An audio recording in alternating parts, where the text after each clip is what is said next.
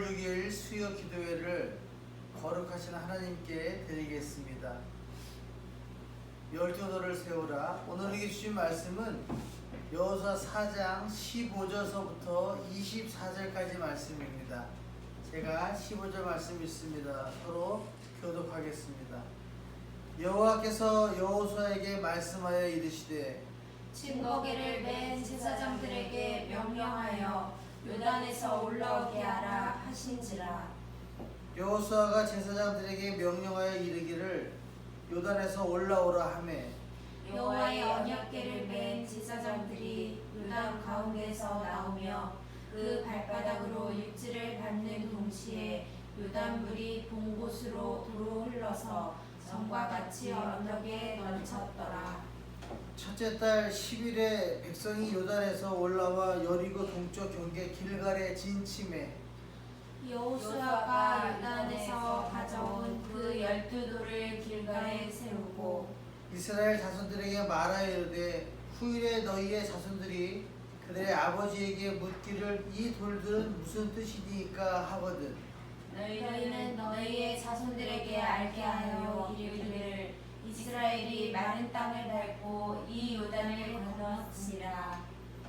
너희의 하나님 여호와께서 요단물을 너희 앞에서 마르게 하사 너희를 건너게 하신 것이 너희의 하나님 여호와께서 우리 앞에 홍해를 말리시고 우리를 건너게 하신과 같았나니 이는 땅의 모든 백성에게 여호와의 손이 강하신 것을 알게 하며 너희가 너희의 하나님 여호와를 항상 경외하게 하려 하심이라 하라.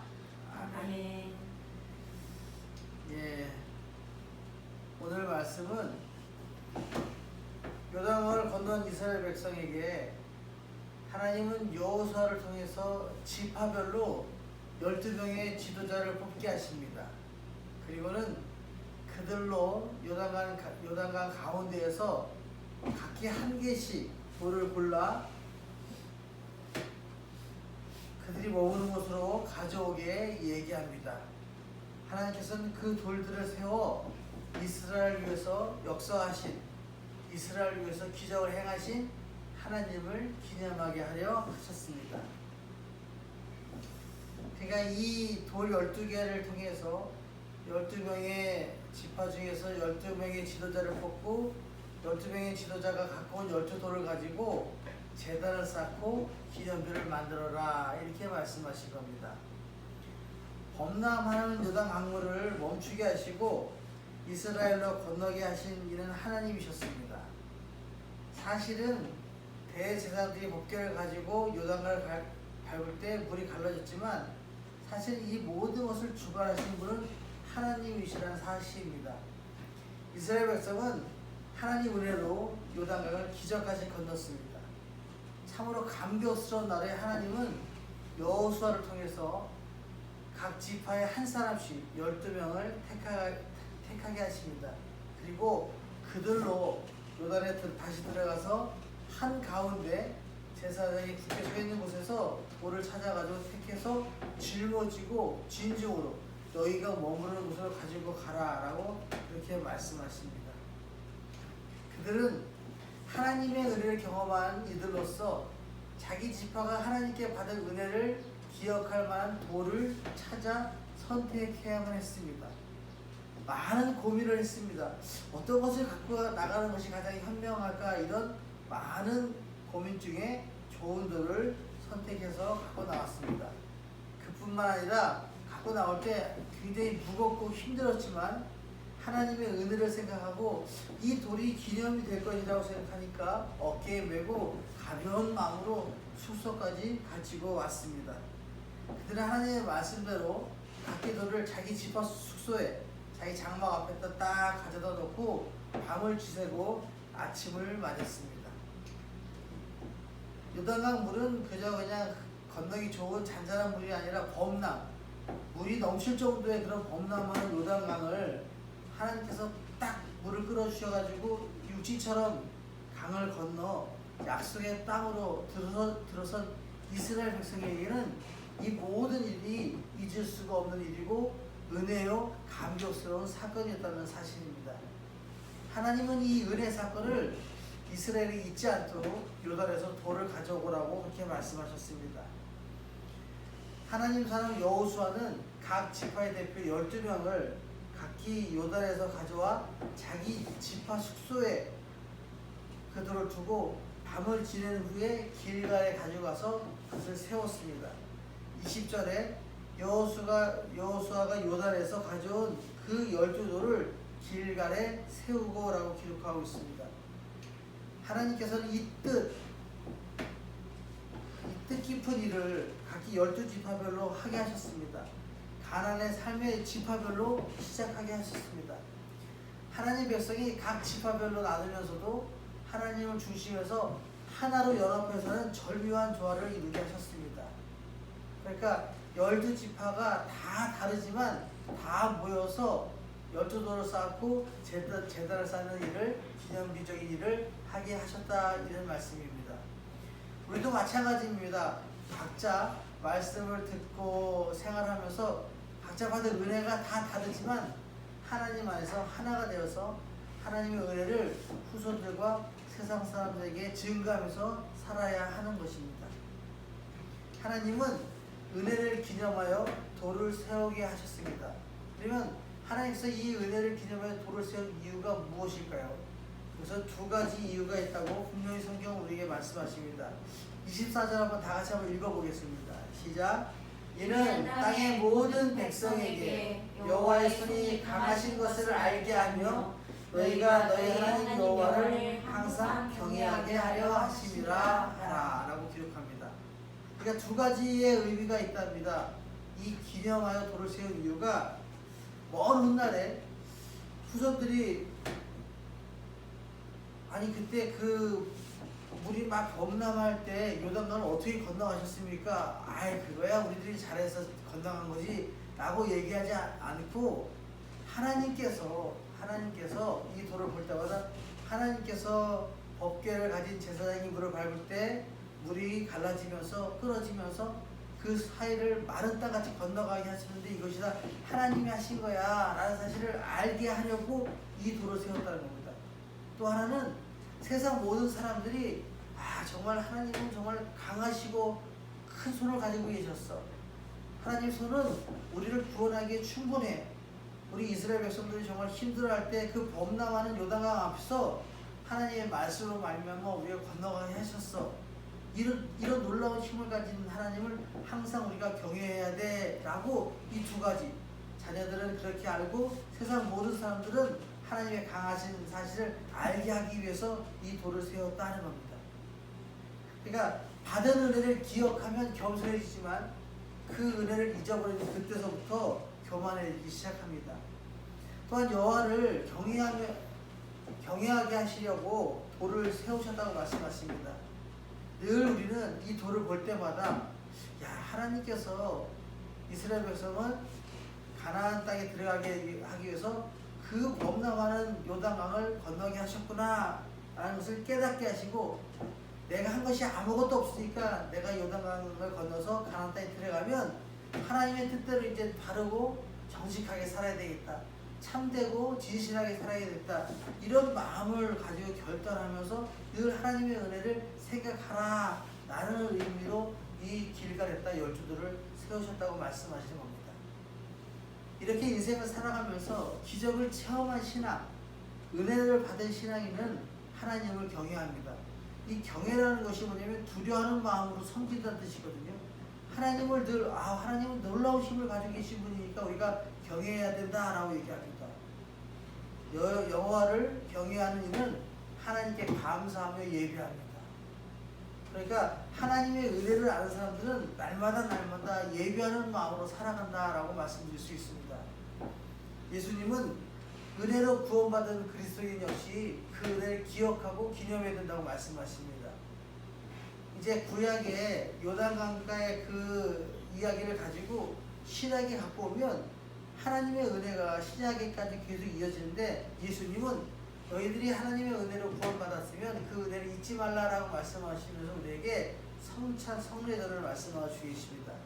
그래서 모든 그리스도인들은 은혜에 감격하여 성찬 성례전에 참여해야 됩니다. 몸과 피를 주신 주님은 성찬 성례전을 행하시면서 주님을 기념하라라고 말씀하셨습니다. 그래서 고린도전서 11장 24절 25절에 이렇게 말씀하고 계십니다. 한번 읽어보겠습니다. 시작. 축사하시고 떼어 이르시되 이것은 너희를 위하는 내 몸이니 이것을 향하여 나를 기념하라 하시고, 식후에 또한 그와 같이 잔을 가지시고 이르시되 이 잔은 내 피로 세운 새 언약이니 이것을 행하여 마실 때마다 나를 기념하라 하셨으니, 우리가 먹고 마실 때마다 주님께서 나를 위해서 돌아가셨구나, 주님께서 나를 위해서 마지막 피 한 방울까지도 흘려주셨구나 라는 그 큰 은혜 때문에 내가 살아가는구나 라고 생각하면서 먹을 때마다 마실 때마다 주님의 은혜를 생각하고 주님의 고난당하시 피 흘리시고 십자가에 돌아가심을 생각하면서 그런 모습으로 날마다 살아가라고 말씀하고 계십니다. 여러분, 하나님의 은혜가 있으면 주님의 피를 생각하면서 주님의 고난을 생각해야 됩니다. 또 우리가 적용시키면 두 번째로 레위기 19장 3절에 이렇게 말씀하십니다. 너희 각 사람은 부모를 경외하고 나의 안식을 지키라. 나는 너희의 하나님 여호와이니라 라고 말씀하십니다. 우리가 하나님으로 말미암아 구원을 받았다면 부모를 공경하고 안식일을 지키라고 말씀하십니다. 우리 모두가 하나님의 은혜로 살아가는 인생이라면 성찬 성례전을 통해서 떡과 잔을 받을 때마다 주님께서 나를 흘리신 피와 나를 위해 찢기신 그 몸을 생각하면서 주님의 은혜를 잊지 말고 날마다 기념해서 살아야 되고, 또 하나 부탁하신 말씀은 부모를 경외하고 하나님의 안식일을 잘 지키면서 날마다 하나님의 은혜 가운데 살아가기를 소망하고 그렇게 예배하면서 찬양하면서 표현하면서 살아가는 것이 이 하나님의 은혜를 기억하는 삶이라는 겁니다. 길갈에 12돌을 세우면서 요단에서 있어서 이를 기념하기 위해서 12돌을 세운 이유가, 그걸 볼 때마다 하나님의 은혜를 기억하기 위해서라면 우리는 과연 어떤 모습으로 하나님의 은혜에 감사하는 삶을 살아갈까요?